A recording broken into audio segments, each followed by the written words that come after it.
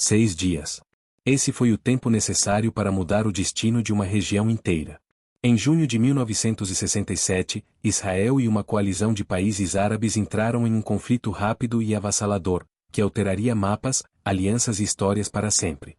Um choque que deixou marcas profundas não apenas no Oriente Médio, mas no mundo inteiro.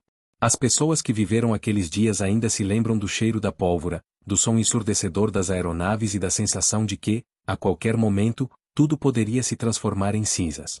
A história começa anos antes, em uma região que já vivia sob constante tensão.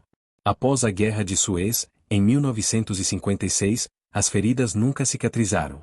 O nacionalismo árabe crescia, impulsionado por discursos inflamados e promessas de libertar a Palestina. À frente desse movimento estava Gamal Abdel Nasser, presidente do Egito, um líder carismático que falava com paixão e prometia não descansar enquanto Israel existisse. Seus discursos, transmitidos por rádio para milhões de pessoas no mundo árabe, eram inflamados. A batalha final se aproxima. Chegou a hora de expulsar o invasor. As multidões o aplaudiam, e as ruas se enchiam de bandeiras e cantos de guerra. Enquanto isso, Israel, um país jovem com menos de 20 anos de independência, vivia cercado de inimigos e sentia-se constantemente ameaçado. Seu território era pequeno, e qualquer avanço hostil poderia colocar cidades inteiras sob risco. Os líderes israelenses sabiam que não poderiam esperar para reagir a um ataque. Precisariam estar prontos para agir antes que fosse tarde demais. A inteligência militar monitorava cada movimento nos países vizinhos, e relatórios alertavam: tropas egípcias e sírias estavam se mobilizando. O cenário era como um barril de pólvora, e bastava uma faísca para explodir. Essa faísca veio em maio de 1967, quando Nasser tomou uma decisão que mudaria o curso da história. Ordenou o bloqueio do Estreito de Tira, cortando o acesso de Israel ao Mar Vermelho. Para o governo israelense, isso não era apenas uma provocação, era um ato de guerra. Ao mesmo tempo, Nasser exigiu que as forças de paz da ONU deixassem a península do Sinai, abrindo caminho para a concentração de tropas egípcias na fronteira. Em poucas semanas, centenas de tanques e dezenas de milhares de soldados estavam posicionados a poucos quilômetros de Israel. O clima no país era de incerteza. Nas ruas de Tel Aviv e Jerusalém, famílias estocavam alimentos e água. Jovens recebiam cartas de convocação militar. As rádios transmitiam instruções sobre abrigos e locais seguros.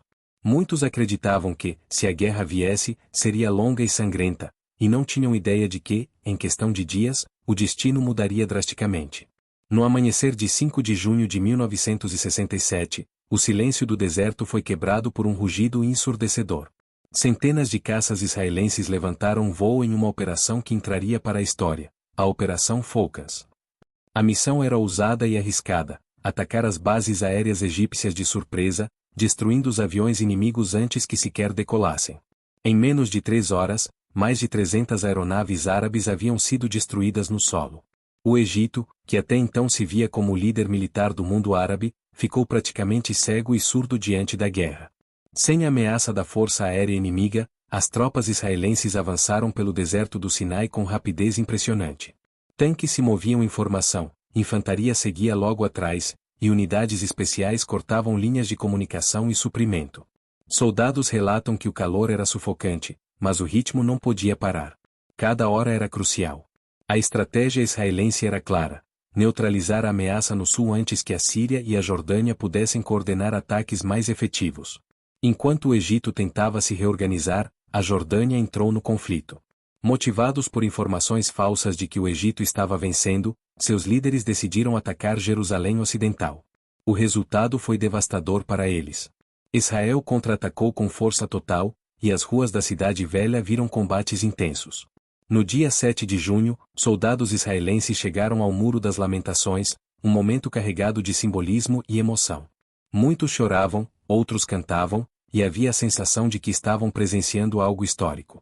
No norte, a Síria intensificava os bombardeios a partir das colinas de Golã. Essas terras altas ofereciam uma vantagem estratégica tremenda, permitindo que a artilharia síria atingisse cidades e fazendas israelenses. Em resposta, Israel lançou uma ofensiva terrestre que, embora difícil devido ao terreno montanhoso, resultou na captura da região. Os combates eram ferozes.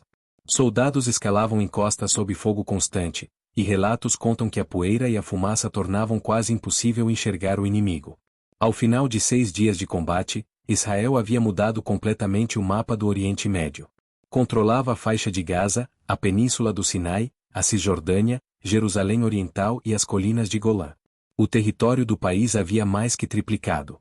Para Israel, foi uma vitória sem precedentes, que aumentou sua segurança e fortaleceu seu moral.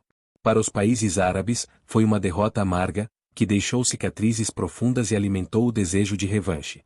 Mas a vitória israelense trouxe também novos desafios. As populações árabes que viviam nos territórios ocupados passaram a viver sob administração militar, criando tensões que explodiriam nos anos seguintes. Movimentos como a Organização para a Libertação da Palestina ganharam força, prometendo lutar até a libertação total. O mundo assistia, dividido. Enquanto alguns viam a guerra como um exemplo de estratégia e eficiência militar, outros a viam como o início de um ciclo interminável de ocupações e conflitos. Décadas depois, estudiosos e militares ainda analisam a Guerra dos 6 Dias como um exemplo de como velocidade, surpresa e inteligência podem decidir uma guerra.